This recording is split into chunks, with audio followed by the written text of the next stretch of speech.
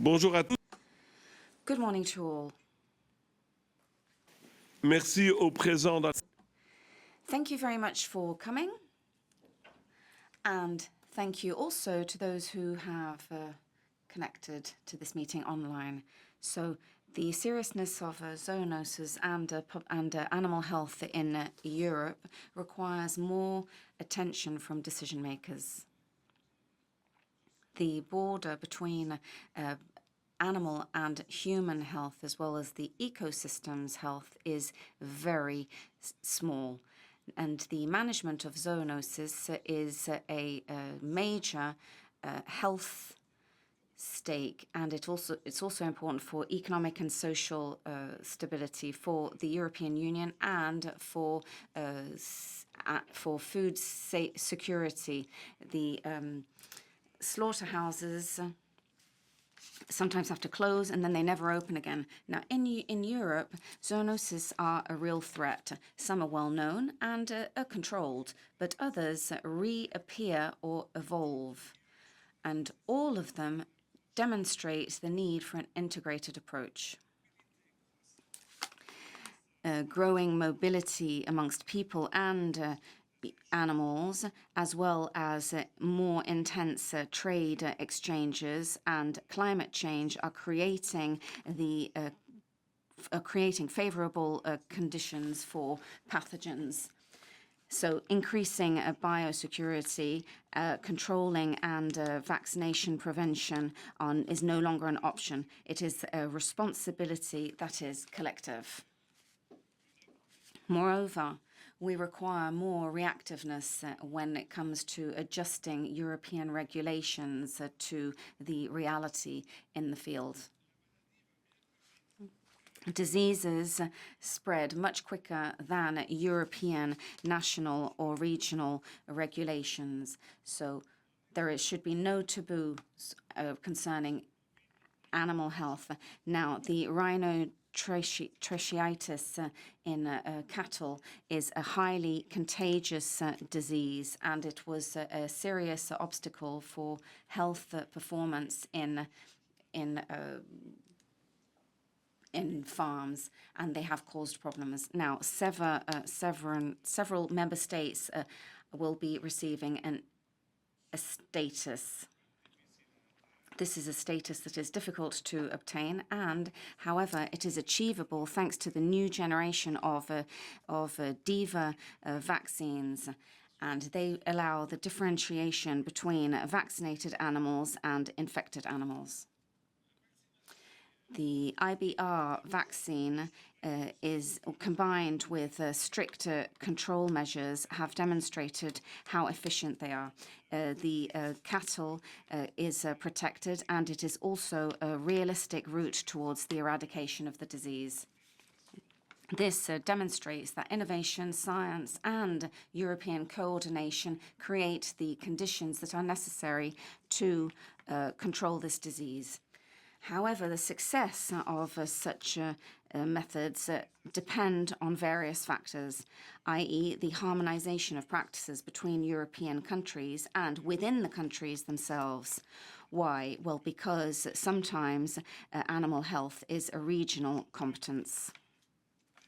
Today, there are different approaches in the member states regarding vaccination, for example, as well as regarding the status of animal health. And these differences can create divergences on the single market and can also create incomprehension amongst the stakeholders in the field.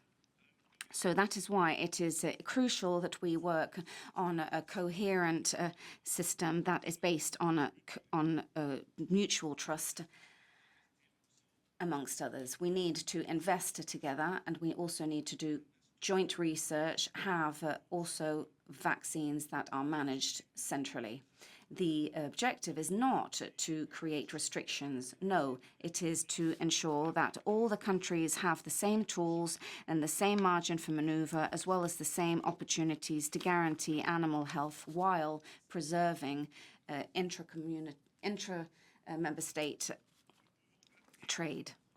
we can construct a Europe in which zoonoses are managed thanks to the harmonization of vaccination and practices, and this will lead to joint success. Now we are going to be listening to the experts. This is the nature of this group. We need to listen to experts and scientists. So experts in veterinary sciences and animal health will be sharing their viewpoints on how to prevent epidemics amongst animals, and with the aim of responding to a crucial question. What are the stakes linked to biosecurity and to slaughterhouses, as well as culling practices? So we're going to be listening to an expert from Ghent University, Mr. Chantarius, and he will be telling us what's the current state of biosecurity and disease prevention tools, and how can the EU encourage a better uptake. That is the title of the presentation. Mr. Chantarius, the floor is yours. You have 10 minutes.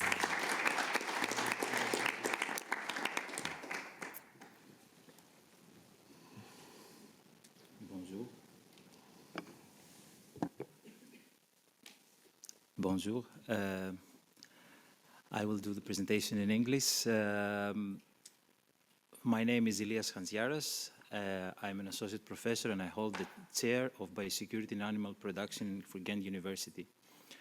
And today I'm going to talk about the current state of biosecurity and disease prevention tools. The focus will be mainly on biosecurity tools, that it would be is the fundamental disease prevention tools. So for challenges today, we face a triple threat, but the one that is all over the news, it's going more and more, it's the risk of outbreaks. We live in a more and more interconnected world, and with several challenges.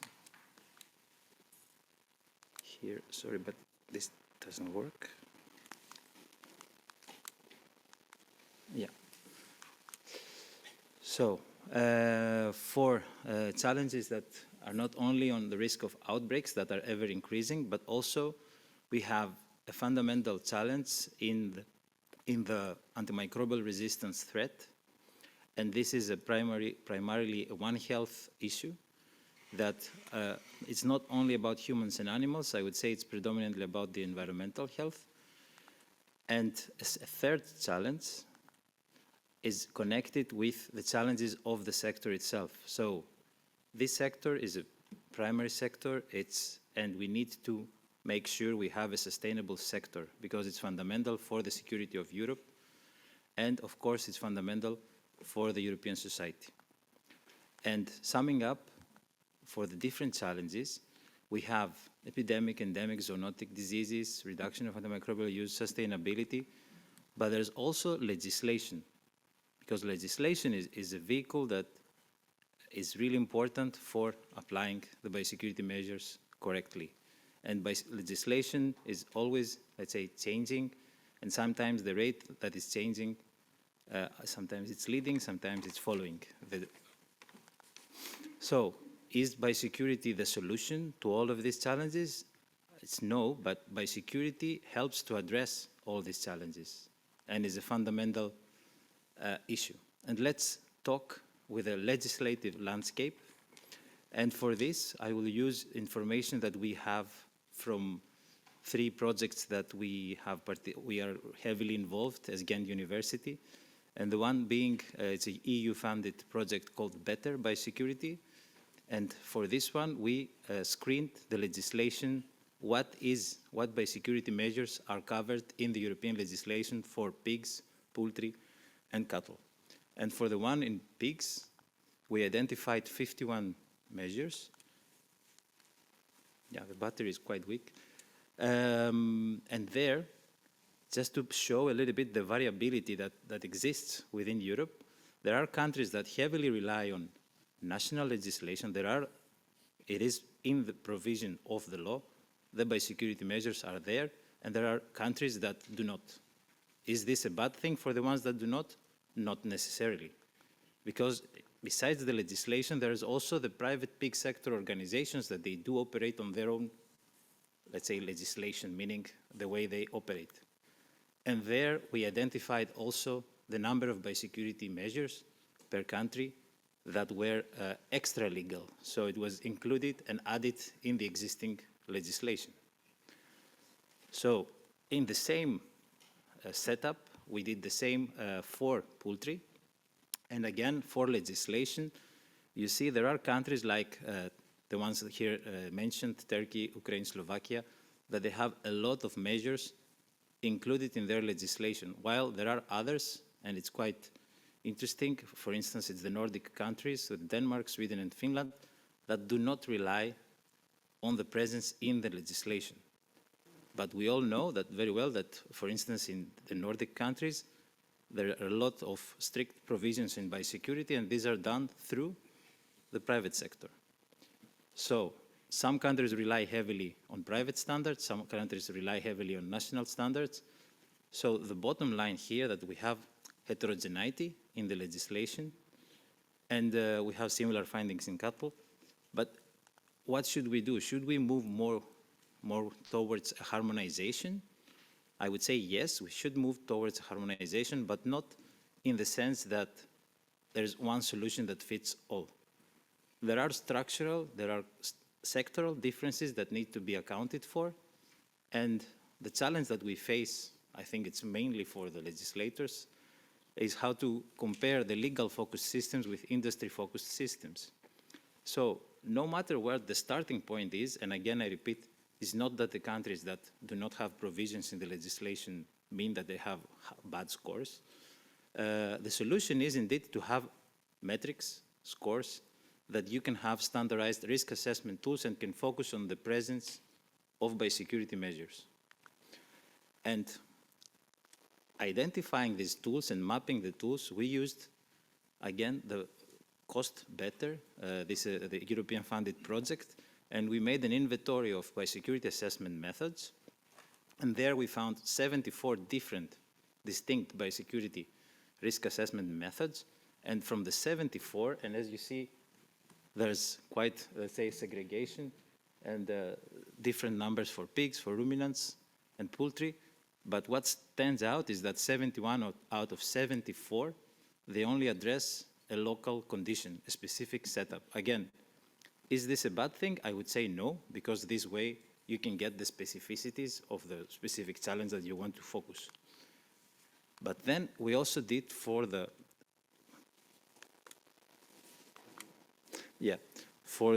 research project Biosecure that Ghent University coordinates, Professor Jeroen de Wolf. We made an inventory of biosecurity assessment tools. And within the tools, again, we saw a similar situation where the majority of the circulating tools that we have make a biosecurity assessment process for a local context and the local use.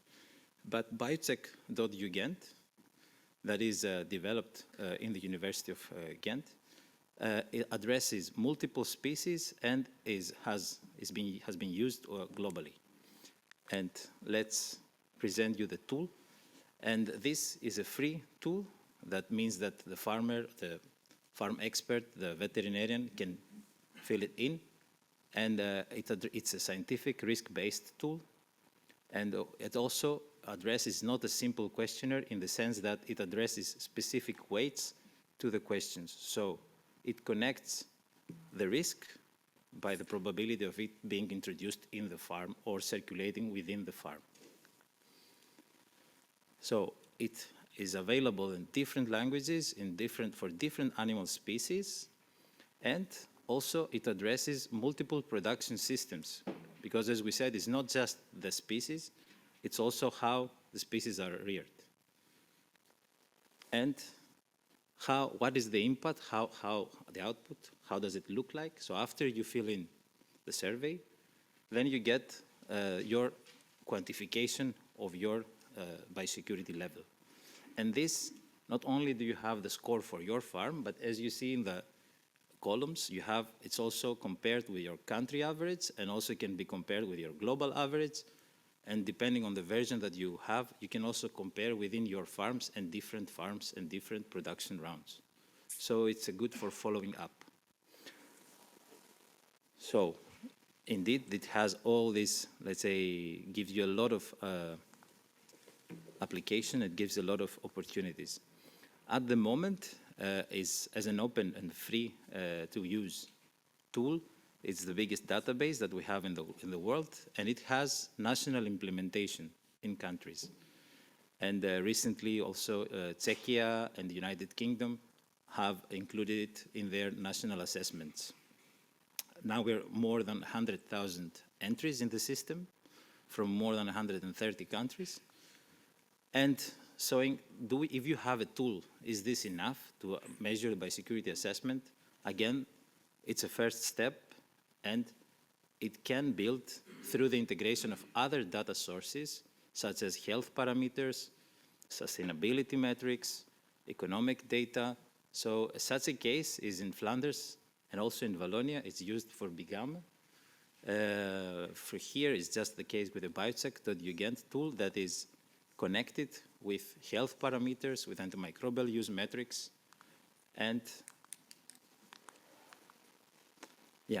its value, it goes that it just moves beyond the mere quantification of your biosecurity level, and it's connected with other metrics that makes it a tool, a valuable tool for the veterinarian. It's not only in Belgium that this is done. In Italy, we also have the Classifarm that also has additional tools like the welfare assessment tool. And now for the recommendations for EU policy, should we move to a harmonized biosecurity framework? For me, I would say definitely yes, we should move to a harmonized biosecurity framework at EU level, but do it with a plan. So define the measures, focus on the measures and goals at the EU level, and then allow the countries to adapt the implementation to their own contexts. And so the goal should be that we move to risk-based approaches to promote consistency and, of course, to strengthen our response to threats, to ever-increasing threats that we see happening in the European Union. And to conclude, for the legislative state, I do believe it's an important thing to push forward towards going to this homogeneity of the framework. And how would we do it? Using biosecurity tools and methods, and tools like biocheck.ugent provide this standardized, I believe, benchmarking. We already have more than 100,000 entries, and it allows, and it's been shown in the research, that it allows to make further links and gain further insights.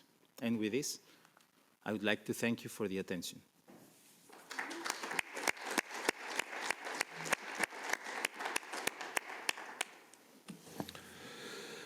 Merci beaucoup. Thank you very much. Now let us move to a fundamental question. The cull of animals that are affected is important. Now, is it necessary to cull all the animals affected? And now we will be listening to Mr. Eric Candinale from ANSES in France. Thank you. Yes, good morning. Now, we were talking about biosecurity, and now we are going to be mentioning a second point that is important in terms of infectious diseases. It is a very sensitive matter, i.e. culling. Now, first of all, should we cull or not? That is an important question. It is also a question that it creates a dilemma for the authorities. They have to know whether public health, or they know that public health is very important, and then they have to decide whether culling has to be performed.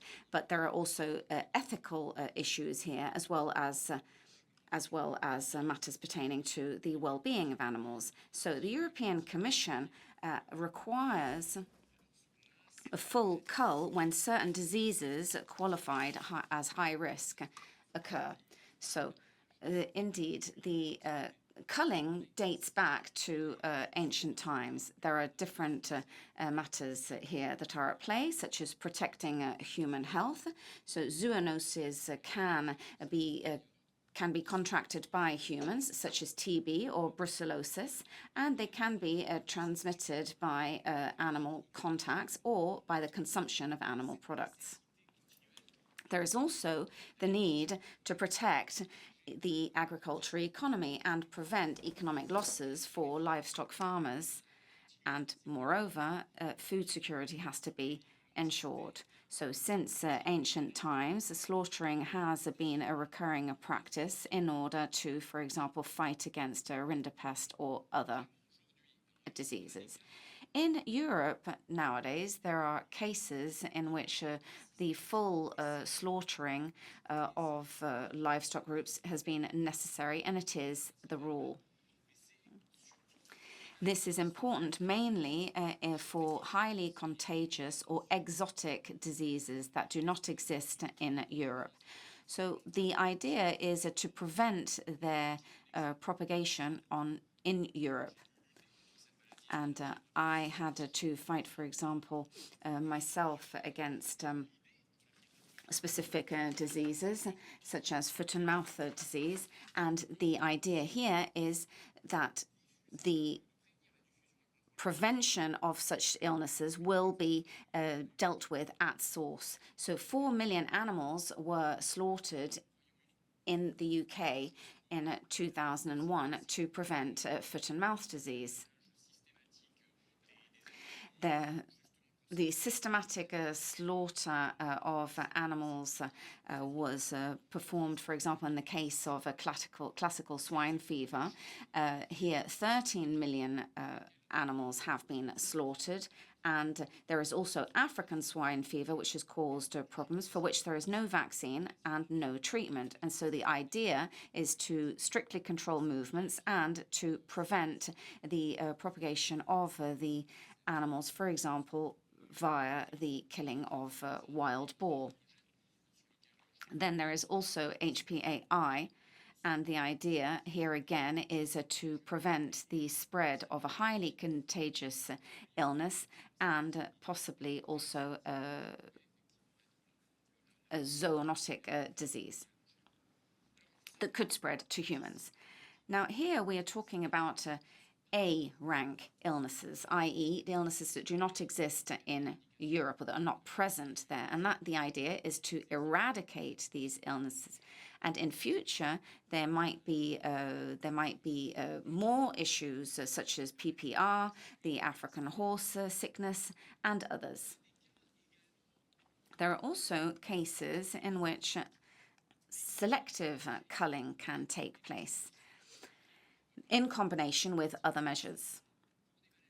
What do these concern? Well, endemic diseases that would progress slowly and for which we have potential information about the carriers.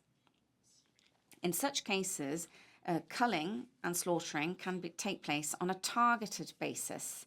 This has been the case in cases of brucellosis, for example, or of IBR. Here, a selective slaughtering process has been undertaken, and only the affected animals or those that represent a high risk were slaughtered. Now, as far as IBR is concerned, once again, selective culling in certain European countries can take place, and some countries also have access to the vaccines. The idea is to eliminate the carriers of the virus. Now, when does culling make sense and when does it not? When is it the object of a debate? There is a balance here between the health concerns on the one hand, but also ethical considerations. The question of alternatives is always an issue, as well as the devastating impact on farmers, because it is terrible to see one's entire livestock slaughtered. So bovine TB is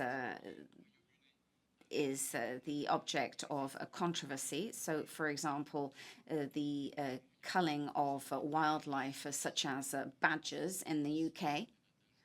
Here,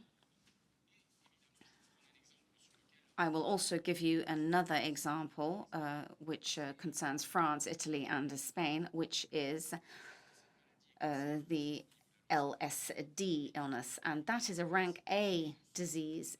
Again, it is the object of a controversy because the transmission is indirect, and as some believe that vaccination should be used more, and the targeted slaughter of sick animals only. Now, lumpy skin disease, as you know, is a virus that causes lumps under the skin. However, this does not only affect the skin, it also affects the trachea as well as other parts of the body. There is an incubation period of 4 to 14 days, and it can even go up to 5 weeks. During this time, the virus is not necessarily visible. Symptoms include fever, discharges from the eyes and the nose, as well as a decreased milk production, and of course the skin nodules. So the morbidity and mortality rates are approximately 10%, and the morbidity can go up to 5 to 45%. Sorry, the mortality is under 10%. Now, when these diseases occur, there is a combination of problems. For example, we have the susceptible animals, we have the vectors, and we have uncontrolled movements. If all of a sudden an illness appears somewhere, it means that an ill or infected animal has been to a location where where the illness did not exist before. And the months for which LSD is more prevalent is when it is hot and humid. So what is the strategy that is applied here? The idea here would be to cull, to dry up the source of the viruses, as well as clinical monitoring. Then vaccination and biosecurity measures, as I was telling you earlier. And I wish to really highlight the importance of controlling movements here. Now, the question here is, total or selective slaughtering only? As I was saying, the incubation period can go up to 5 weeks, and we cannot even see whether the animals are infected or not. Then we have viremia, which represents the time in which we can detect whether the virus is truly present in the cattle or not, and during which a fly can go and extract the virus, so to speak, from the animal and spread it elsewhere. Now, during this time, again, we don't know when the animals are contagious. Then there are also asymptomatic animals. Some animals do not present any symptoms, and yet they can spread the disease via the transmission method of what we could say flying syringes, i.e. flies. So here, this would make selective culling extremely difficult. So if we adopt the method of a full slaughter, total culling, then we suppress the virus at its source. But again, this affects international trade. And in the case of selective culling, we have the loss of the free status. And this also causes problems for export. And potentially, we have the presence of the virus, which is maintained. If you decide to proceed with selective culling, there is something very complex that has to be managed, i.e. every single day you have to repeat the selection of healthy versus infected animals. And that is a very difficult thing to manage if you're doing it in the long term. Now, to cull or not to cull, that is the question. The decision could be the full eradication of a specific disease, and this is important in the case of highly contagious diseases or exotic diseases. Well, in such cases, we need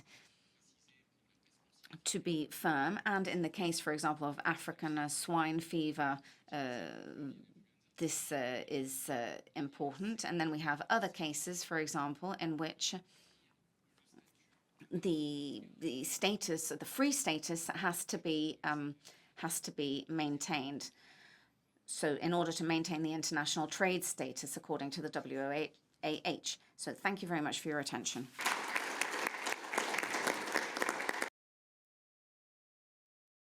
Monsieur Cabinet. Et enfin, une question qui Could we have a microphone for the chair? me tient beaucoup à cœur. Finally, an important topic. Free with vaccination status. Utopia or concrete possibility? Mr. Jean-Luc Guérin from INRAE, you have the floor for 10 minutes. Merci. Merci beaucoup, Monsieur le Président. Thank you very much, Chairman. Thank you for the question as well. I will try to answer it. And of course, I'll be focusing on my field of specialism, which is avian flu, because it's a very important topic. In passing, however, I'd like to mention some more general issues relating to vaccination and maintaining a free status, particularly from the trade angle, because there are stakes at play here.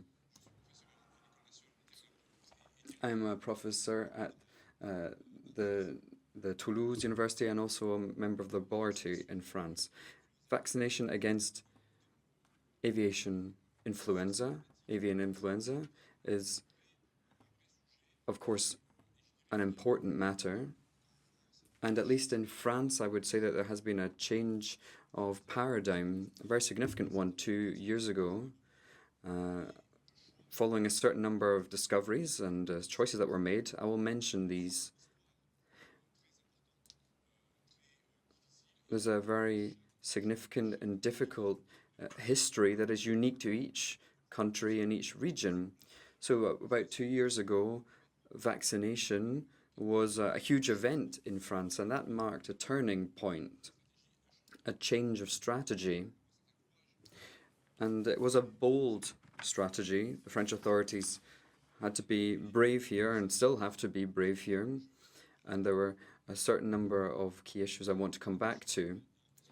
But to give you an overview, there's a biological risk that is global and very significant in nature. And it's lasting. This risk is lasting. This virus that emerged 30 years ago now from China and then spread throughout the world is still spreading, and it will continue for a long time now. So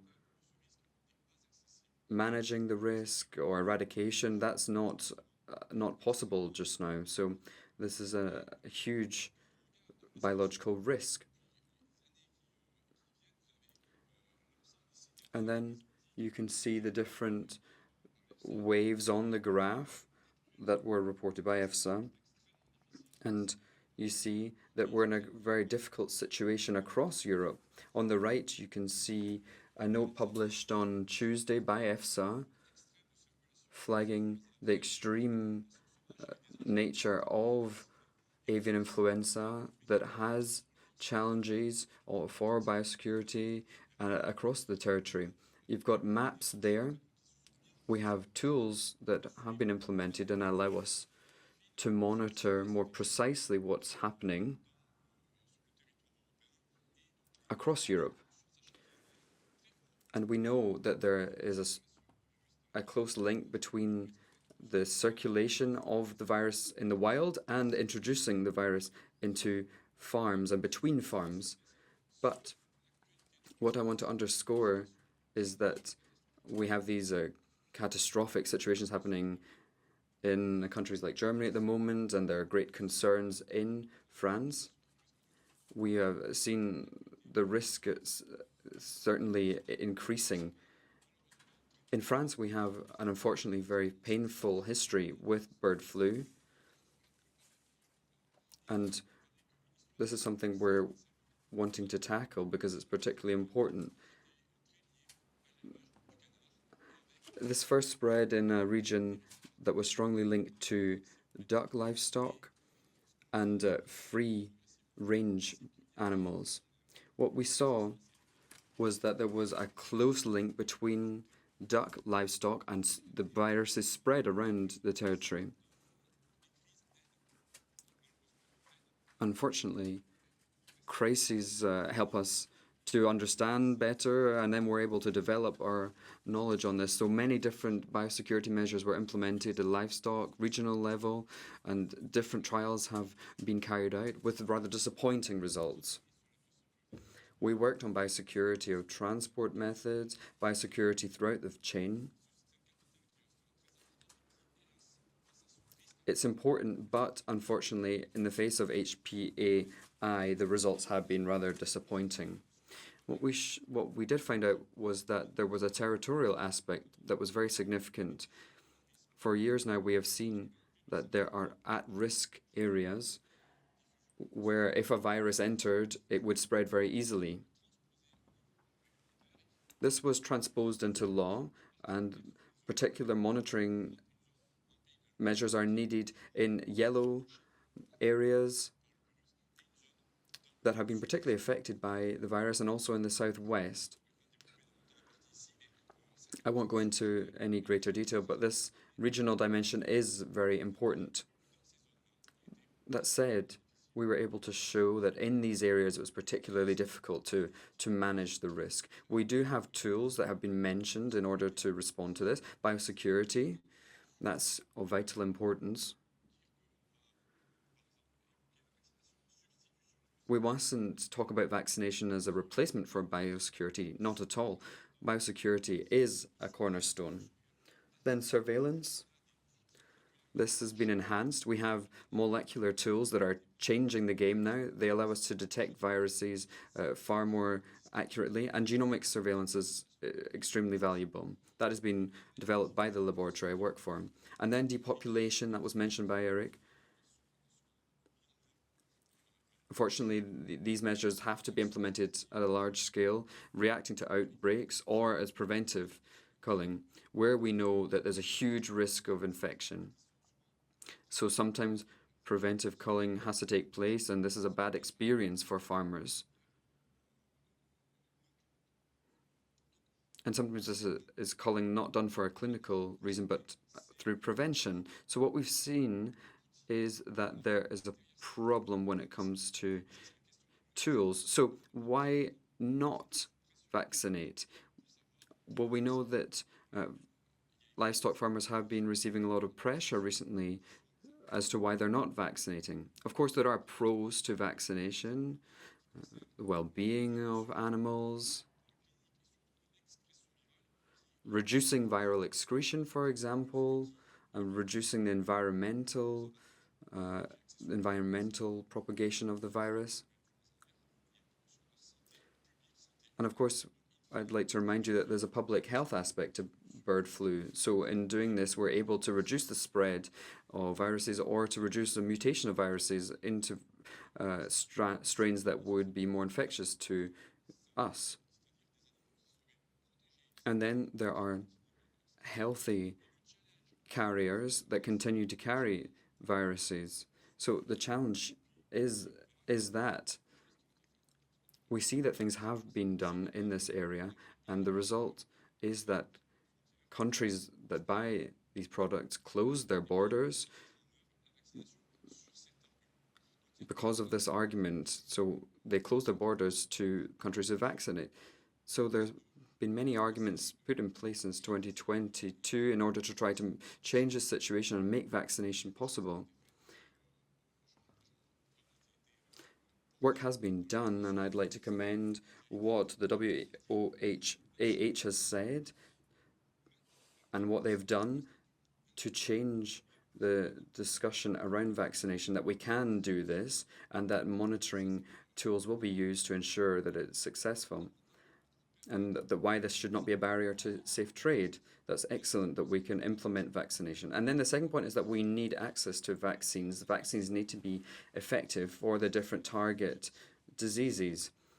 We know that technology has evolved significantly. So technology from 20 years ago don't work now. We have specific vaccines that only attack the protein of interest, and therefore we're able to select between vaccinated animals and non-vaccinated more easily. It makes things possible. We have, for example, 2 vaccines from the same technology in France, recombinant technology and another technology, and they only express the H5. There's a lot of work that's been done here. Vaccination was put in place 2 years ago, and analysis has shown that the duck population was protected not just in livestock but across other farming sectors. This implementation of vaccinations was then rolled out, and that's been happening since the 1st of October 2023. The key aspect is the surveillance tool. It's very complex and it's regulated by European tools, and it tends to evolve. But it's absolutely vital to uphold the credibility of the tool.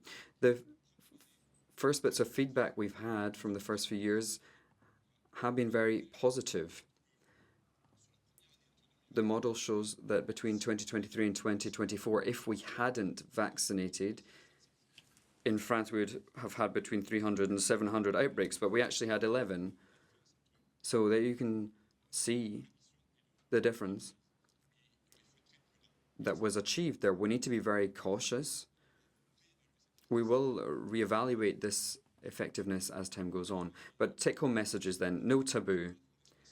We see taboos that are not based on science, they're not reasonable.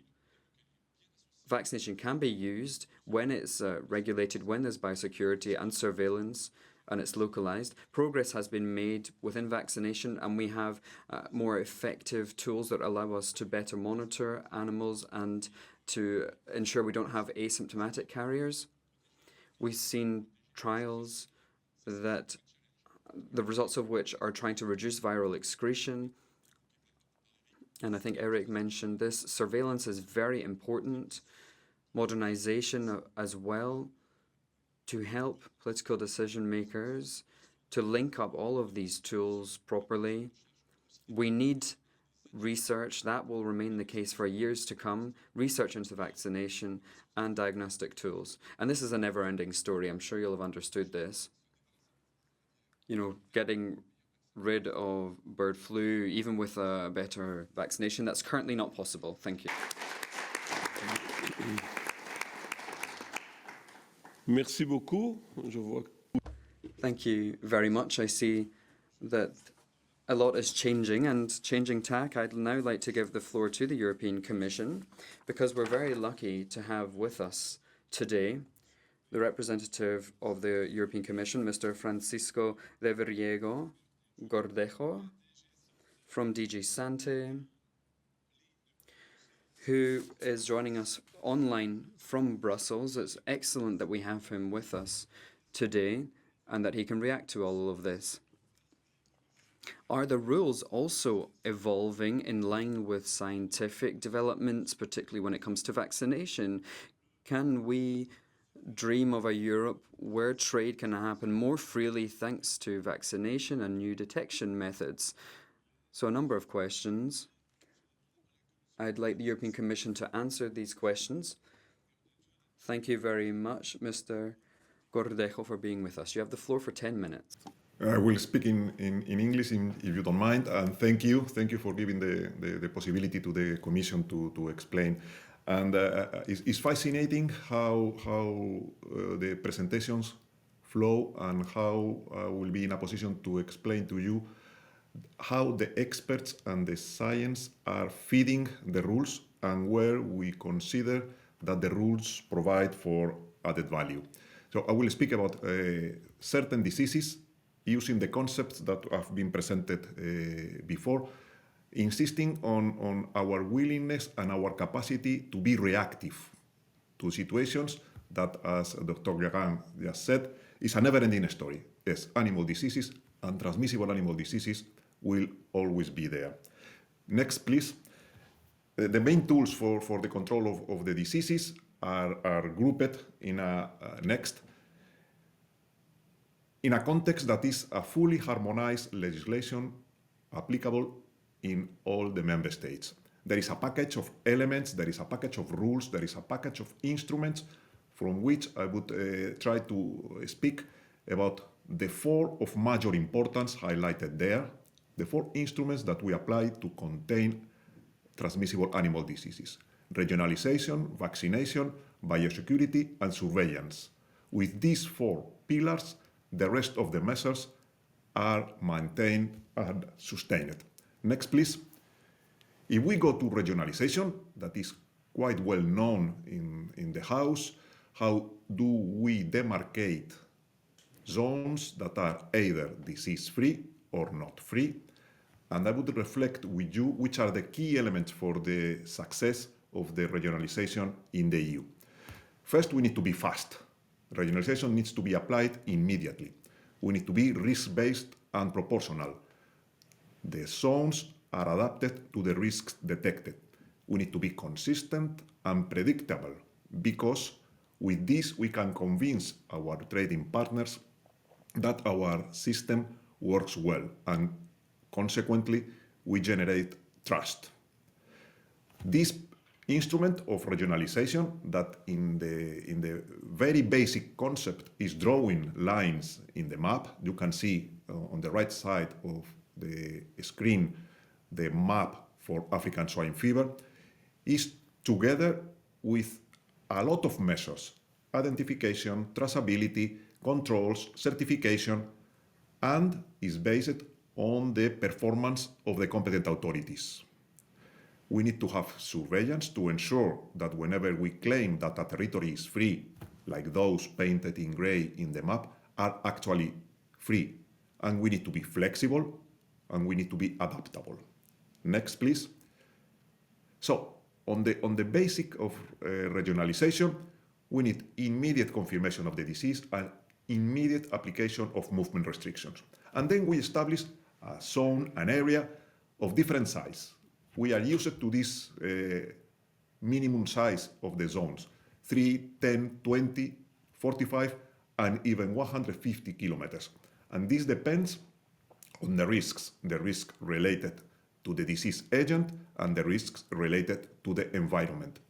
When needed, we can go even beyond these distances, and always considering the risk posed by wildlife or by vectors. That complicates a lot the application of regionalization. We do investigations, we do additional surveillance, and with this, we ensure a robust application of the well-known concept of regionalization. And whenever it's needed, we add a layer of measures, that is vaccination. Next, please. On vaccination, I will elaborate a little bit on which are the EU rules and why these EU rules are necessary, provide for certainty, and are adapted to the reality. And then a couple of examples on how vaccination is used in the EU. We have seen already some ideas related to lumpy skin disease and highly pathogenic avian influenza, and I will insist on these two diseases, but from the angle of the suitability of our rules. The rules for vaccination are relatively simple and clear. We have dedicated measures for category A diseases, major diseases, in principle not present in the EU, for which we envisage immediate eradication.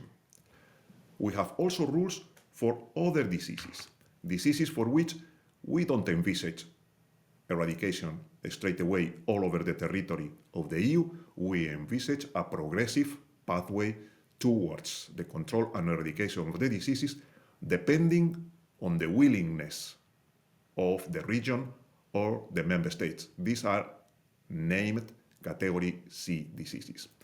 And as a third instrument, we have at our disposal, with the resources available and according to the rules, vaccine banks for certain diseases. And I insist, it's for certain diseases only, because our legislation only provides for having vaccine banks for the so-called category A diseases. Let me call them major diseases. Next, please. And as I said, the framework is simple. We have rules for the use of those vaccines that are veterinary medicinal products, and we have established a model that we apply to all the diseases. We have generic rules defining the circumstances in which the vaccines can be used with certain preconditions, certain predefined strategies depending on the disease, and then disease-specific rules related to the implementation of the vaccination, the additional surveillance that needs to be in place, and the risk mitigation measures, including movement restrictions whenever they are needed. And we provide as well for the light at the end of the tunnel. What is going to happen by the time there is a stop of the vaccination and how to recover the status whenever this status exists. Next, please. And we go to see how the vaccination that has been presented before in the case of France for highly pathogenic avian influenza is designed within this framework. We envisage for this particular disease two major possibilities: emergency vaccination that is reactive to the presence of the disease, or preventive vaccination that is related to the concept of free with vaccination, is when you vaccinate a population not having the presence of the pathogen there. As you can see, currently in France or in other territories of the EU, we are using both options: emergency protective vaccination, when outbreaks are occurring simultaneously with the vaccination, or preventive vaccination, like in very large areas of France, as presented before. The ducks are vaccinated in absence of the disease, and we consider that this is free areas of France with vaccination. On top of that, and I need to insist, although it has been already explained, biosecurity remains the cornerstone, and stamping out in case of outbreaks is always compulsory. Next, please. More specific rules, and I will not go deeply into it, but I would like to explain that we are very harmonized. We are very demanding on the type of vaccination that we have in mind, because we want to ensure that trade happens in a safe manner. So the vaccines are limited to those not containing avian influenza viruses. There are several options that have been presented before, but the main principle is that the vaccine cannot contain live viruses.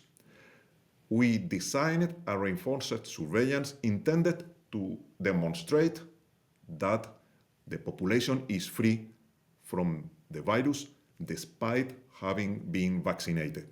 We have defined a certain minimum set of risk mitigation measures that are basically a prohibition of the movement of the vaccinated animals, not to interfere with the surveillance in other territories. And all that is under a quite proficient system of traceability, ensuring that the vaccinated animals move only in accordance to the rules. Next, please. We take the second example that we are using today to illustrate how the different diseases are addressed in different manners in the EU, but always with a harmonized legal framework. For lumpy skin disease, we don't allow preventive vaccination. You can only vaccinate in a territory under the emergency vaccination scenario. You have the virus either present or at high risk, and then you vaccinate the population as a reaction to the presence of the virus. This is what is happening now in Italy, in France, and in Spain.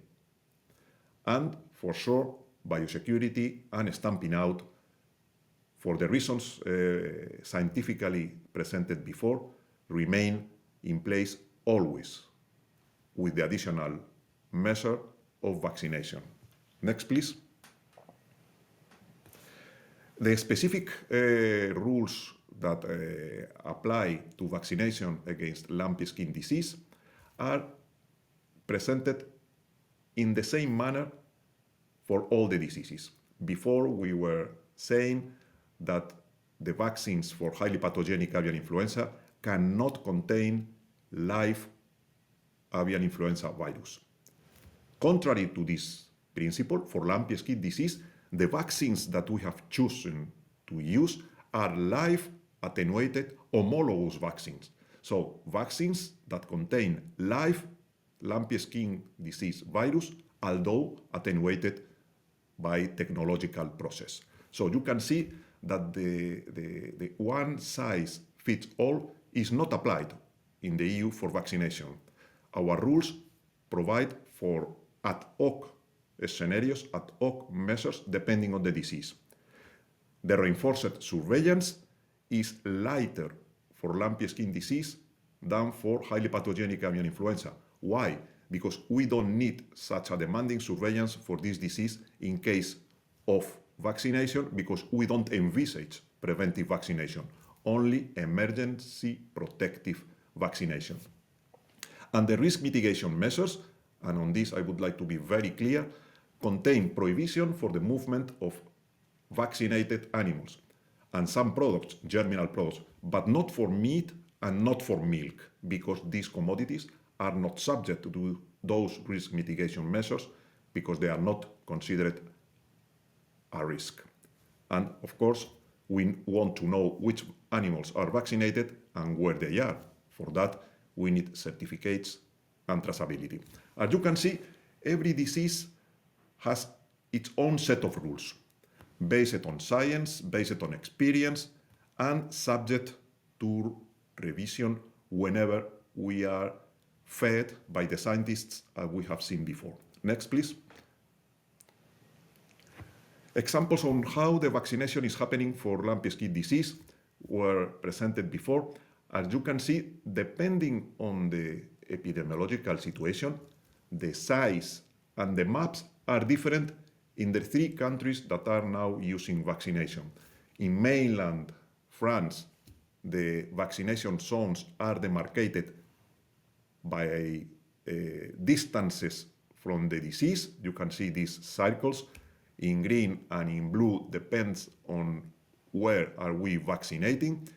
In the island of Sardinia, in the middle of the slide, in Italy, the whole island is considered the target territory for vaccination, while in Spain, in the right side of the slide, very wide territories are vaccinated because the risk is present either in the territory of Spain or in the north of Spain, in the territory of France, adjacent to Spain through the Pyrenees, posing a risk of disease spread due to the presence of the vectors that were explained before.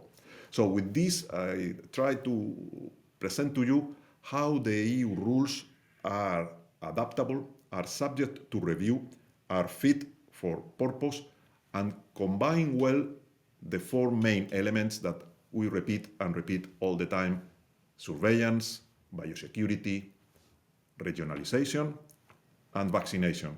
And for sure, the concept free with vaccination is used whenever the disease allows and whenever the technology of the vaccines to be used provides for a safe use of this instrument. Thank you. This is all from my side. Next slide. And with this, I give the floor back to you, thanking again for allowing the Commission to speak in this forum. Thank you very much, Benoit.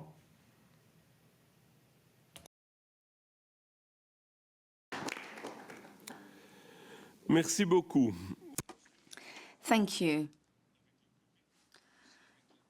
We have witnessed several things with COVID, avian flu, and so on. That is that diseases do not stop at borders. This is true for the European Union, but also for the world. Thank you very much, Professor Montserrat Arroyo from the Organization of World Animal Health, for being here with us today. The WAH is an intergovernmental organization that works on the transparent dissemination of information concerning animal health in the world, with the aim of creating a healthier and safer world. Mr. Arroyo, the floor is yours for 10 minutes. Thank you. Thank you very much. And now I will be speaking in English like Paco. It is easier for me. Thank you. Thank you very much for inviting me to this really important discussion.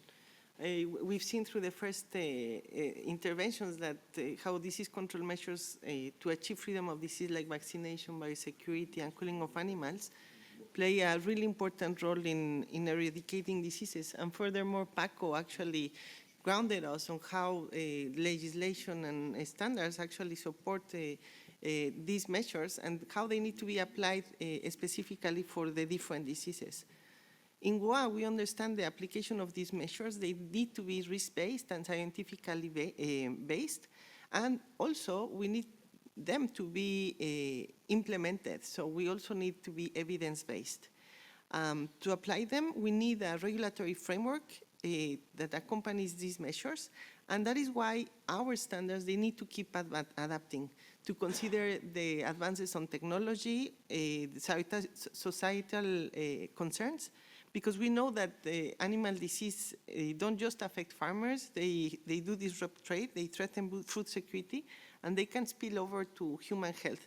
But that's why overall, even within this adaptation, we still need to be very respectful of the core principles of our standard setting process, which is they need to be based on risks, science, and evidence.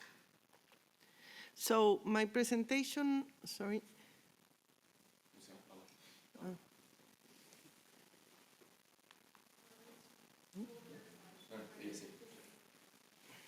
Okay, so you will see my presentations have a lot of content, but I will not go in depth to each one, but there are more reference for, and they will be available for you later. So WA sets international standards for animal health, and they're recognized by the World Trade Organization under the SPS agreement. And these standards are the backbone of safe trade and disease management, disease prevention for our member countries. So when we are referring to essential disease prevention and control measures, these are established in our terrestrial animal health code on section 4. And they need to be complemented by the disease-specific provisions in sections 8 to 15. So we have the overall background to how and what are the measures that need to be implemented for disease control, but then they also need to be linked specifically for each disease, because each disease behaves differently, as was discussed by both Eric and Jean-Luc. So the principles of disease control, they cover risk-based strategies. They also need to be based on strong veterinary services, their capacity to actually be able to respond, like Paco was mentioning.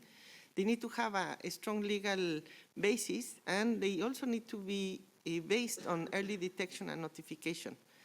There are additional things that they need to be in place for us to be able to control diseases like identification and traceability, and they can consider zoning and compartmentalization, as Paco was mentioning. You also need to have other considerations besides the animals, like the genetic material control, the disposal of animals when we're talking about culling, and of course the backbone needs to be the biosecurity, the movement control, and additional elements like vaccination, stamping out, cleaning, and disinfection. So because we have all these, our standards, they cannot be static. They need to be adapted and involved in regards to recommendations, and they need to include advanced biosecurity, and they have done. Now we have included advanced biosecurity, and you will see that for this year, the Assembly will have to consider a new chapter on biosecurity, antimicrobial stewardship, and cutting-edge diagnosis.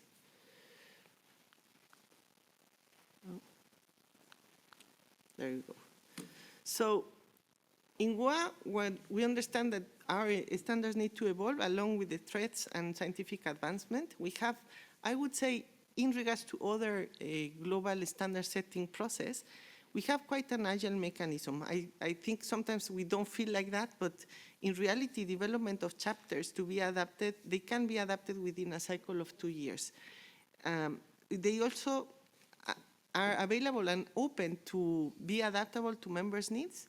We have a commenting system that allows for members to say, okay, these are priorities, this is what we are seeing, this is and to consider recommendations on how the work program of the specialist commissions need to be prioritized in regards to the members' needs. Over the past 10 years, we've had significant changes on chapters such as highly pathogenic avian influenza, foot and mouth disease. They have evolved to include more detailed criteria, such as, for example, for the use of vaccination. Other chapters have included updated biotechnology diagnosis, validation, and sequencing, a new biosecurity chapter that has been in place, the commenting and the evolution of the chapter starting in 2022, and hopefully by 2026 we will have it for adoption. Actually, it was in collaboration with the reference centers that have been able to propose these changes on the chapter. Overall, what we consider is that members' needs need to be considered in both the work of the organization as well in the specific work of the development of standards. And we've recently also incorporated an animal health forum during our general session, where, for example, in 2024, we had an animal health forum on avian influenza, another one on vaccination. And why are these important? Because the results of these forums, they come with a resolution, and this resolution also guides the standard setting process in regards to these specific themes, as well as the capacity building work of the organization in regards to them. So this is the way that we are trying to prove, let's say, future-proof our standard to be able to be adapting for the future in the situations that will keep evolving. As we say, animal diseases, we need to coexist, but we also need to adapt to them and be able to provide guidance and capacity building to actually confront these diseases. So this next slide rapidly summarizes what has been the evolution in the overall work within the standard setting process, in particular for prevention, diagnosis, animal disease containment, standards, and governance and integration of technology. You can see what happened between the 1970s and the 1990s, and then how we have been consistently adopting new technologies, new mechanisms that have been based on science to be able to respond better in disease control. WA recognizes that we need, and in this sense, I will just take a little example. When we're talking about standards and governance, so we have updated our standards. They are well recognized by the SPS agreement and the WTO. We are adapting them every year with updates, but we also have the observatory that actually guide us on, okay, we have already adopted a chapter. Is it really being implemented? And when we measure whether it's implemented or not, we look at the challenges of that implementation. Currently, we are also updating the chapter on zoning and compartmentalization.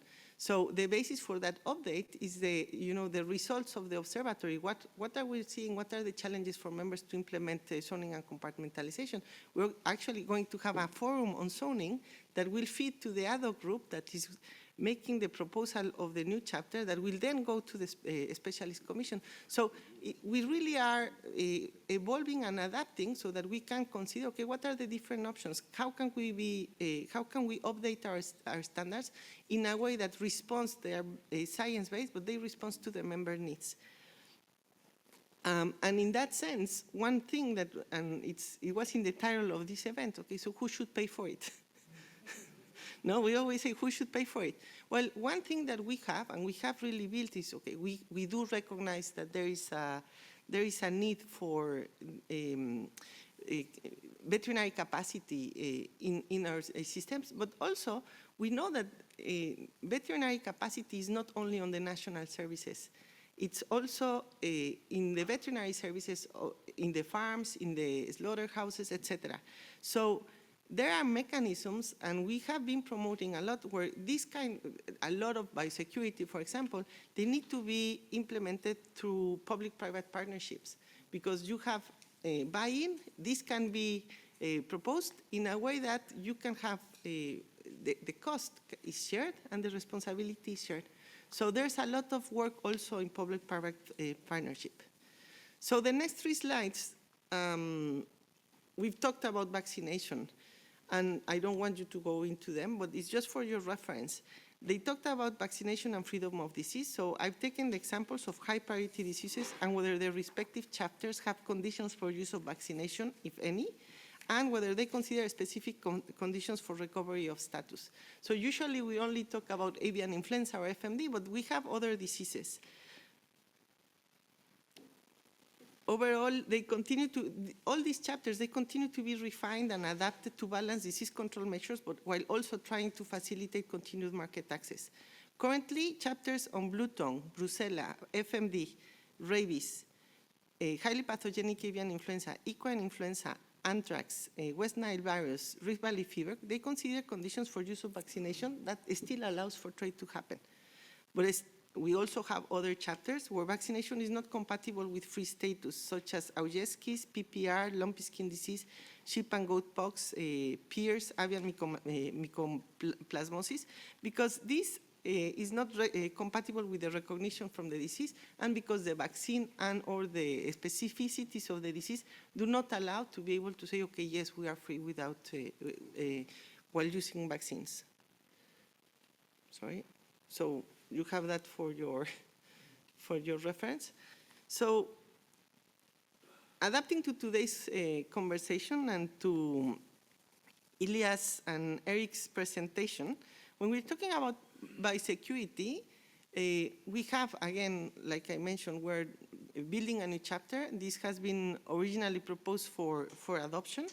And this is very closely related to the work on zones and compartments, because they provide further details in the options of establishing protection zones where vaccination may be practiced, while the rest of the status or country can continue to be recognized as free. And I think this is an underutilized mechanism that countries are not really taking advantage, where they can say, okay, for certain areas, we can make a zoning, we can apply vaccination, but the rest of the country can still continue trade as a free country. So there are different ways of how this zoning can be used, and we are adapting according to what we're seeing also in the use of the different members. So these chapters, both of them, are currently being worked on. Like I mentioned, in December, we will have a zoning forum to further discuss on these challenges and successes of members and inform on the modifications of the chapter.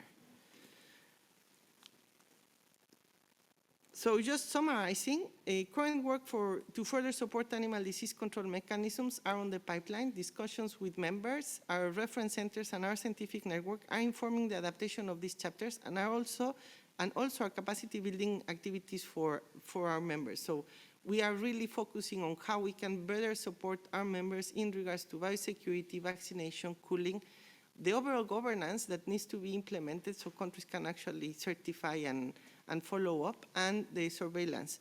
A very nice example, currently in Europe, we have adapted our WAHI system to be able to interconnect with ADIS. That is, it's one of these adaptations that we are trying to adapt to try to say, okay, how we can further be more efficient. And with that, let me close, with some takeaway messages. So WA, with its members, continue its efforts to future-proof our standards and way of working, and we're currently reviewing our governance as well as planning for our 8th strategic plan. This is all considered, this obviously will have an effect on the overall work plans of the specialist commissions. Our current efforts in our standards is based for them to be adaptive, flexible, data-centric, risk proportionate, and most important, they need to be implementable. To support its implementation, we emphasize with our membership the need for commenting on the standards, as well as following up the recommendations of the observatory. If we don't hear from our membership, then we assume that the standards, they're well implemented. But when sometimes the chapter has already been adopted, then when comments come back and say, no, this part is really not possible to implement, or this is too complex, then it helps us go back to experts and going back to look at the science to say, okay, how can we implement them? So in the title of today's event, the question of who should pay, I was saying, so we consider animal health is a shared responsibility with public authorities, private sector, and international partners, and they must collaborate to ensure sustainable financing and implementation of measures. We cannot keep thinking that authorities can pay for everything. It's not sustainable, and in the end, if our activities are related, we have a shared responsibility. How we make that work, how we have that dialogue with the authorities to say, okay, how is it a public-private partnership? It needs to be a shared responsibility, because if we think that just saying, okay, this needs to be paid by the authorities, and we see the current poorly crisis that we have, so many diseases, incursion, etc. If we build resilient systems where everybody's involved and everybody's thinking about the future and how this can be sustainable, it makes more sense than just thinking that, okay, we have a disease and then somebody will come and just pay for it. So we're also working and adapting to technological advances in regards to data. We're really trying to also work on data models so that it can help share information between authorities. And of course, we cannot forget that animal health it only has to deal with animals. We need to continue working in collaboration of the One Health approach, and this example is the awareness and collaboration on AMR mitigation measures for disease control, which is of course tied with vaccination. If we use vaccines, usually we could expect that we would use less antimicrobials. And finally, the only way to move forward is to continue collaboration, dialogues like this, and interdisciplinary collaboration so that our future animal disease control measures can be the most efficient and adaptable for future challenges. And with that, I leave you. Thank you.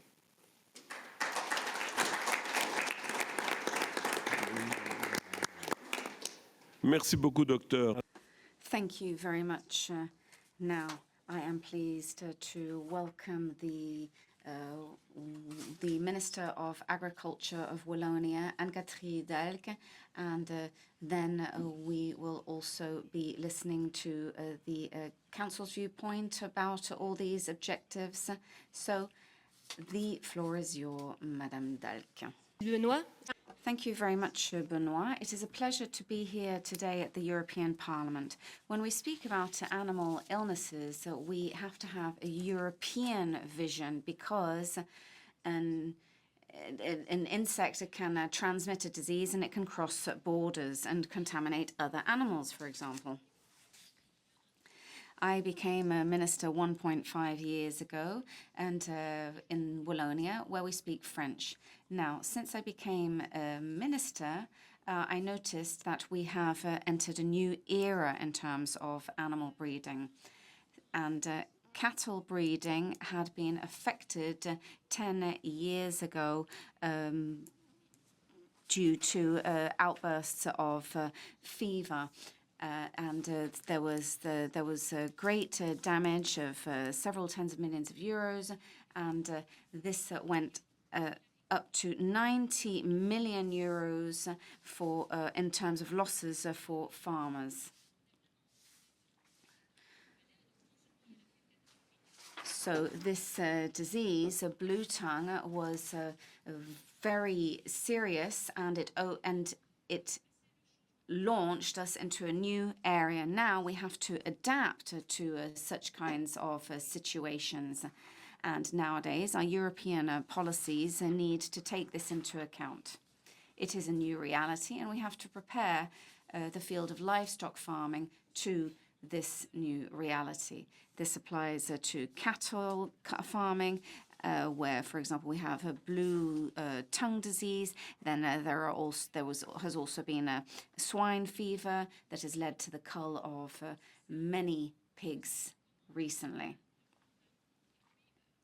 So it was important to give you this background information, and in my position, we have had to assess the situation. As I said, we had 90 million euros worth of losses due to blue tongue, and blue tongue led to high morbidity levels in cattle. And in some farms, half of the cattle died, and the farmers were asking for financial support. And also, we are fully aware that we need to protect our cattle farmers for European autonomy. We had to provide a financial aid, but that was only aid because they had to set themselves back up in order to maintain their profitability and others. Now, I wanted to also come back to the presentations. Thank you very much for giving those presentations, because they really make us think about how we manage such situations nowadays and how we pave the way towards the future. So point number one, prevention. Yes, biosecurity is very important, and tools have to be available for the farms. And another crucial aspect is, how do we communicate these matters? Do we do it by email? Do we do it by letters? Do we do it by text messages? As you know, there are crisis centres that send out automatic text messages in the situation of crisis. And public administration collects this information. However, the farmers who could be confronted with illnesses and epidemics have to have access to the information very quickly. So we have to think about how we communicate with the breeders. We also spoke about full culls today. Now, do the current rules apply? Are they appropriate for the situation nowadays? We have to also remain vigilant so that diseases don't spread. And we really need to reassess our position. If cattle is culled for a farm, this is a moral onslaught, because these farmers have worked very hard to maintain their cattle, and from one day to the next, all their animals are dead, and they have to go and get animals elsewhere so that they can start again. So these are lives that are affected, they're businesses that are affected, and that is something that we need to bear in mind. Okay, the third point that I wanted to raise was vaccination. Now we mentioned the free status with the vaccination. Benoit has talked about this a great deal, and on this level, I would like to make several comments. First of all, there's the cost of vaccinations. Secondly, there's the availability of the vaccines. So in the case of blue tongue disease, the vaccination was available, but there was the production cost that had to be taken into account. And this was an additional cost for farmers. And of course, these farmers had to come up with this money.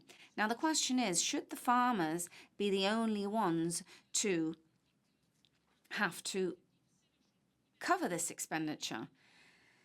Let us also think about climate change. There are many droughts nowadays. There are many floods as well that destroy entire fields. This is something that I have to manage as well. And in Wallonia, we have a great deal of what we could call agricultural disasters. Every 10 years, approximately, there will be one of those disasters. And but the fact is that every year there is a situation to which farmers have to adapt. But farmers should not be the only ones to take on the cost linked to climate change. These farmers need support in order to face climate change. So in terms of animal disease, we need to vaccinate as well. Now, again, the question is, should the farmers come up with this money alone or not? And it seems a little bit much for farmers to have to deal with climate change as well as all these other issues. So the second point that I mentioned a few moments ago was the availability of these vaccines. Companies create the vaccines if they assure that they are going to sell them. And here, if vaccination is not compulsory, then the companies don't produce the vaccines, and it's a vicious circle. On the level of the European Union, of course, for illnesses, borders don't count. So we need to analyze and study illnesses. We need to study their potential impact, and we have to have strategic stocks of vaccines. Now, vaccination is compulsory in certain cases in Belgium, and in such cases, then the vaccine producers manufacture the vaccines. Quantity, the necessary quantity to respond to these situations. Now, in terms of blue tongue disease, we have several categories. We have 3, 8, and 12. And now, if the upcoming strand of blue tongue disease appears, then there will be no vaccine to fight against it. We need to manage these situations when they actually occur. European research should develop the vaccines for these different strands. Moreover, we need to think about the types of vaccines. FCO3 or FCO8 is not the same. And we had made the vaccines for FCO3 and FCO8 compulsory, and the farmers had to give 6 vaccines to their animals. And farmers, when they get told for the 5th or the 6th time that they are going to have to vaccinate their animals, they start thinking, wow, this is getting a little bit complicated for us. If, however, research allows us to predict how these viruses will evolve, then it will be much easier to manage. And that will help us manufacture the necessary vaccines for the future. Now, in terms of a compulsory vaccination, vets have told me that if vaccination is not compulsory, then there will be a problem because some animals in some farms will be vaccinated and others won't, and then the viruses will become more and more dangerous, more and more aggressive, because you'll have these reservoirs of disease that can be propagated to other farms where the animals have not been vaccinated. In Belgium, we were brave, and we forced everybody to vaccinate their animals. We have therefore not had to make huge losses, and the farmers did not suffer as much because it's very hard for them to see their animals die like flies. The member states and the European Union needs to be able to manage disease, and this can be done thanks to policies such as compulsory vaccination, for example. Why? Because that allows everybody to manage the situation at the same time, and it is a smart way of managing or controlling the spread of animals' diseases in the European Union. Thank you very much. Thank you very much, Anne-Catherine. Well, the debate is very interesting, but we have limited time. So I'd like to thank Nina Cambari, Eric Giacomo, Van Leuven, Alexander Bernhuber, Maria Grappini, and other members who have been here or online. These colleagues have participated in the intergroup event. Before I give the floor to our European Commissioner, Oliver Varhelyi, who honours us with his presence online, I would first like to give the floor for 2 minutes each, because otherwise we're not going to have enough time. Firstly to Mr. Piotr Kuzinski, Vice President of the European Association of Vets, then Fabien Niger aussi, as well, you who represents the European Trade of Livestock, and Eric Sargiacomo afterwards, my colleague who is here in the room. 2 minutes each, and then we will continue the Q&A session after that. Piotr. Honourable members of the Parliament and distinguished colleagues, thank you for this opportunity to speak today. Just 2 minutes, but it's enough. I am a veterinary practitioner and poultry specialist, but I am here on behalf of the Federation of Veterinarians of Europe, organization which representing 330 veterinarians. And I came here with a simple, strong and urgent message. Europe must shift decisively from reacting to animal disease to preventing them. And we veterinarians are essential to making that shift real. Across Europe, we are witnessing animal disease outbreaks which are more frequent, more severe, and more costly than ever before.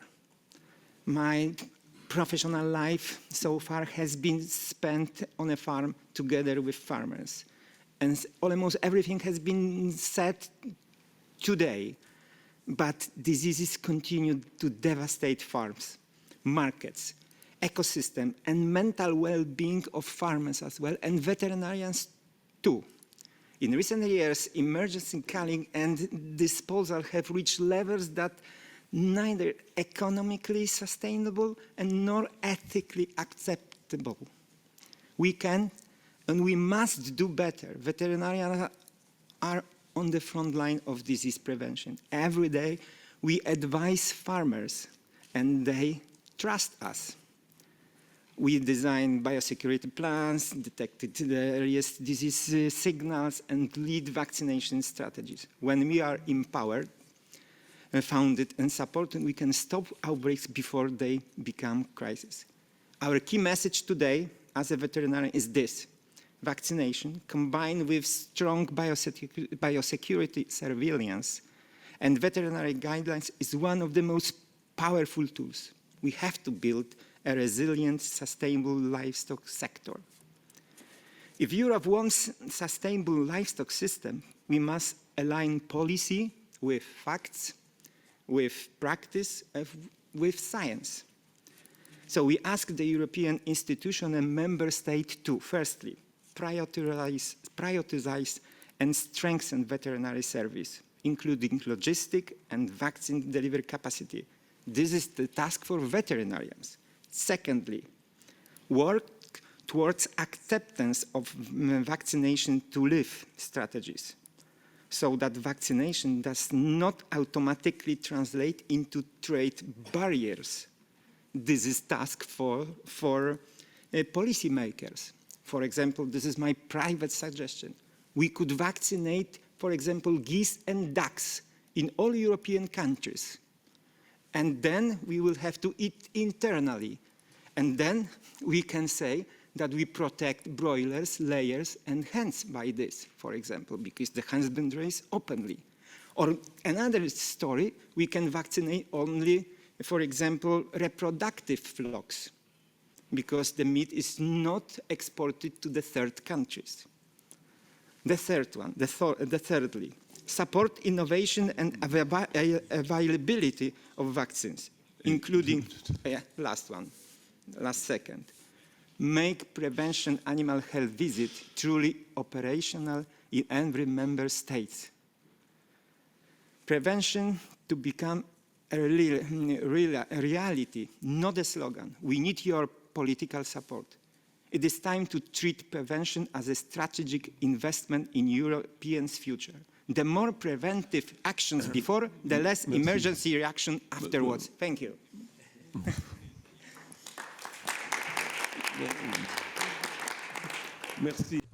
Thank you, Fabienne Niger, you're next. Oui, bonjour à tous. Good morning, everyone. Thank you for organizing this intergroup event. I have a question for the Commission representative, who rightly said to us that trade needs to be safe. Indeed, European rules relating to the conditions of movement need to answer a double-pronged challenge. So health issues, we're not going to send an animal into a free area, and then also trade issues, because the free movement of animals is important. That allows the livestock industry to survive. Several speakers said that we should be able to adapt EU rules to the reality on the ground, whether they're health rules, health challenges, climate challenges, and so on. And that changes were made to the regulation relating to conditions of movement, taking into account blue tongue virus and the hemorrhagic disease. It looks like movement should be possible, but we see common blocks. So what are the provisions here? We saw vaccination, but we don't always have the correct vaccines, the correct serotype, or the correct stocks. And things are very complicated there. For example, we need to, if we have nets against insects, we need 1 millimeter gaps in the net. And the serology, that's complicated when there are different serotypes out there. So my question for the European Commission is, are you going to be able to forecast under the general rules an operational alternative to vaccination, which remains a strong tool, but when we don't have vaccines available, we need an alternative, and the PCR could be a very highly effective measure. Ok, merci beaucoup, Fabien. Thank you very much, Fabienne. Eric, 2 minutes, but really just 2 minutes. And then Mr. Jan and then the Commissioner. Tu sais à quel point je suis... Well, you know how well behaved I am. But thank you, Benoit, for organizing this discussion. Well, first of all, I think that this shows that there is not just one method through which we can support livestock farmers and allow them to make ends meet in the face of these diseases and vectors.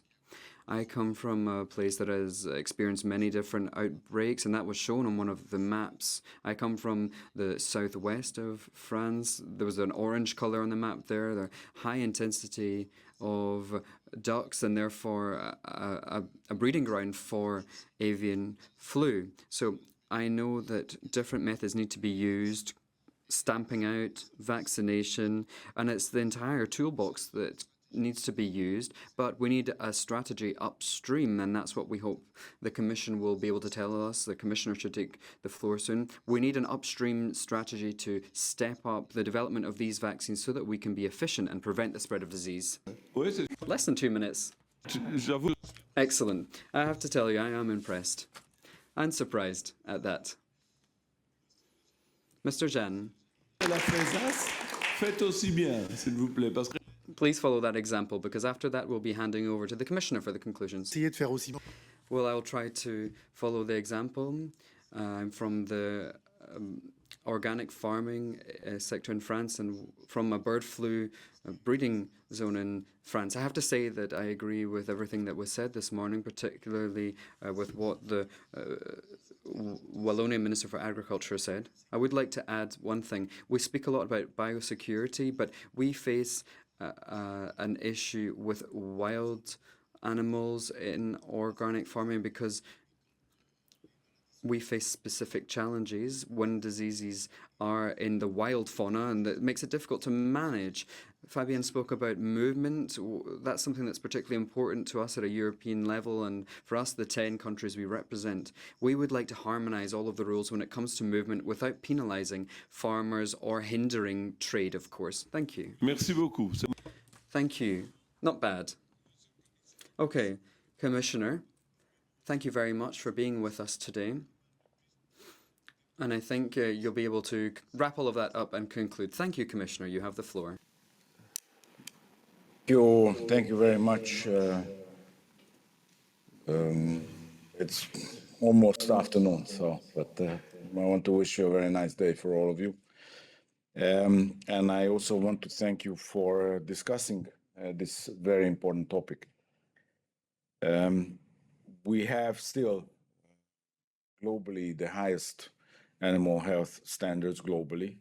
And thanks to our veterinary capacity and our animal health law, I think that our system is still the most reliable. But what we see is an unprecedented surge in all infections, enough to look at the highly pathogenic avian influenza outbreaks. This year we are experiencing already the third wave, or also the African swine fever that continues to threaten our farmers and also our food security. And more recently, we have also seen other high-impact animal diseases, which we have not seen before in the EU, like the sheep and goat pox or the peste des petits ruminants. We had a reappearance of the foot and mouth disease, or we have also still a lumpy skin disease outbreak going on. And all this is coming at the same time. This is something we have not seen before, and that should trigger maybe also a proper reflection in our strategy. And this is why this discussion that you are having today is extremely important, not to say timely.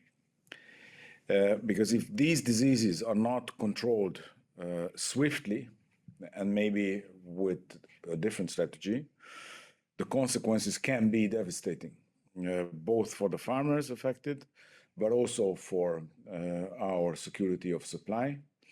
And I wouldn't even want to go as far as looking at the potential economic consequences for the entire union. Because only a rapid, strong, and coordinated application of all the adequate measures to respond to these diseases can limit the damage that they are capable of doing. And what could be the measures, of course? And there, I understand that in your discussion, you have also explored the possibilities of doing things maybe differently.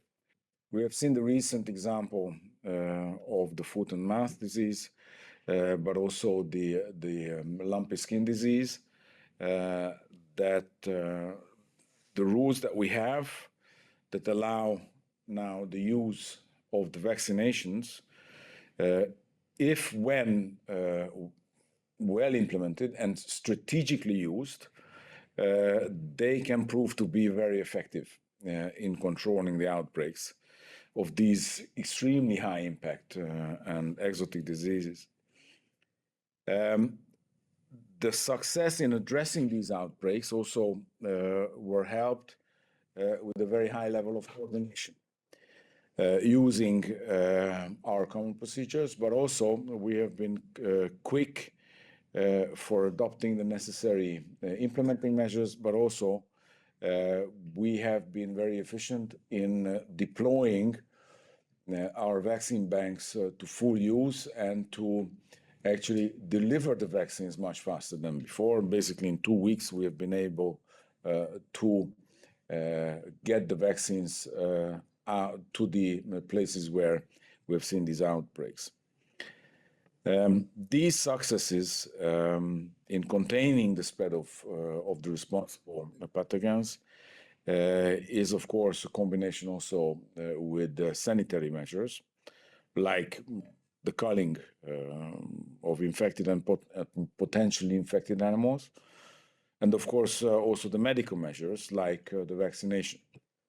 So applying it, it is also clear from the strategy applied that solely relying on sanitary measures or only medical measures alone would have not been sufficient, and we would not have been able to get and keep these outbreaks under control. Of course, I have heard the last interventions reflecting on whether we should evolve our rules.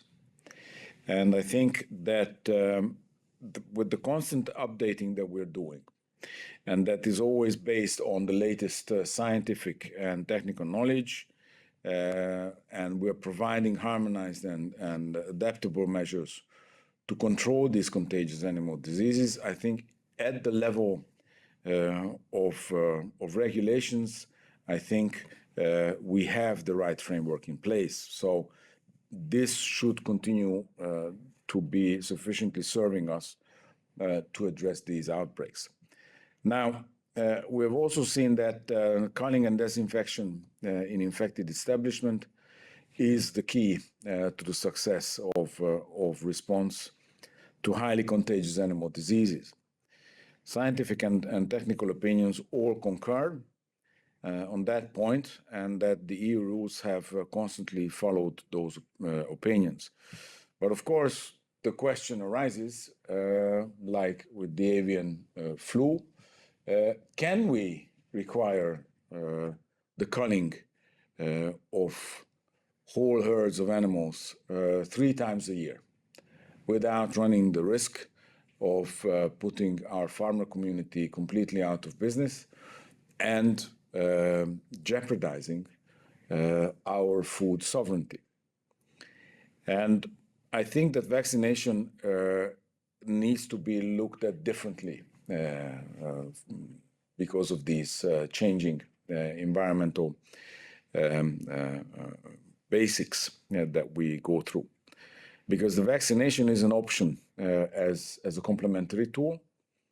It is clearly within the current rules in the EU, and it allows us to adopt to the various field different technical and epidemiological strategies and also solutions. So for combating, for example, the avian flu, the EU rules also allow us to use vaccination in a preventive way. And recent experiences, especially in France, have confirmed that if it is used together with other actions, like the closing of the herd internally, it can be very effective to prevent the economic losses and also the further spread of these diseases. So I consider them very useful complementary tools, both for protecting the animals and protecting the economic interests of Europe and the supply chain, and also limiting the potential spread of these diseases. And I think that it is imperative to maintain this very high level of scientific and technical knowledge. Also, we need to raise the awareness to this. And also, we need to be even more responsive and faster in responding and coordination among the member states, but also involving even more directly the farmers in this. Now, of course, I understand that you had a discussion about the additional potential costs of such a more comprehensive strategy. And of course, the discussion on the costs and responsibility sharing between the public and the private sectors is always an issue. And we have, as you know, different instruments already available for EU co-financing. We have national level financing opportunities as well. And of course, we are also discussing this within the different forums within the EU. We also see that member states have different strategies and different tools to finance them. So it is hard to find one single solution for this problem. What I think is very important to point out is that, of course, we need these tools to be made available to our farmers. And when we make these tools available, the EU and the member states should help the farmers to use these tools and participate in the financial burden of the introduction of these additional vaccination measures. For the veterinary costs, we already have such co-financing. In the recent epidemics, you've seen that we have been always on the side of the farmers and the operators, but it is also very clear that because of this much higher level of outbreaks compared to historic data, the budget that we have had for this under the current MFF is running extremely low, if not completely empty. This is why we had to considerably reduce the EU co-financing. But this is a debate, I think, that we will have to have anyhow in the design of the next MFF, because what it is very clear that we will have more outbreaks and we will have to have a different strategy compared to today. So, of course, we're talking about next MFF, which is still in the making, but meanwhile, we have to help the farming community to get access to these vaccinations. And I don't hide the fact that, of course, this is not only an internal EU issue, because we are not the only region in the world which is impacted with these outbreaks. Enough to look at what has happened in the United States this year when it comes to avian flu, or even South America, Brazil. So it is becoming a global. It is becoming a global problem, and it is very clear that we will also have to address this globally, meaning also that we should not end up losing our trade opportunities because of the introduction of vaccinations. It has to be a global effort where the EU should be in the lead in convincing the rest of the world that this is the way to go. But given the very high acceptance level of our own animal health standards and systems already now globally, I think that we are best placed to be putting this very clearly on the table at all international negotiations. So with this, I really want to thank you your invitation. I hope next time I will be able to be with you also in person. But I think it is very important that you have discussed this topic, and I'm sure that we will have to continue to work on this together. Thank you very much.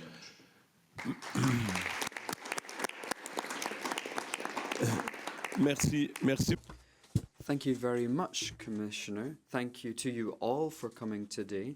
I think the Intergroup is really committing to its role, putting scientists and politicians in touch. We've seen all of the different levels of power represented all the way up to the European Commission and the Commissioner. Of course, on this topic, we'll need more meetings. We will continue to follow this closely. It's of huge importance to us. Thank you very much, everyone. I really need to dash. We're voting in 3 minutes. I've got to get from one end of the building to the other. I'll give the floor to Paco, so that he can answer Fabien, because we got a message that he wanted to answer, and then I will give Katerina my role as chair. Thank you very much, everyone. And safe journey home from Strasbourg.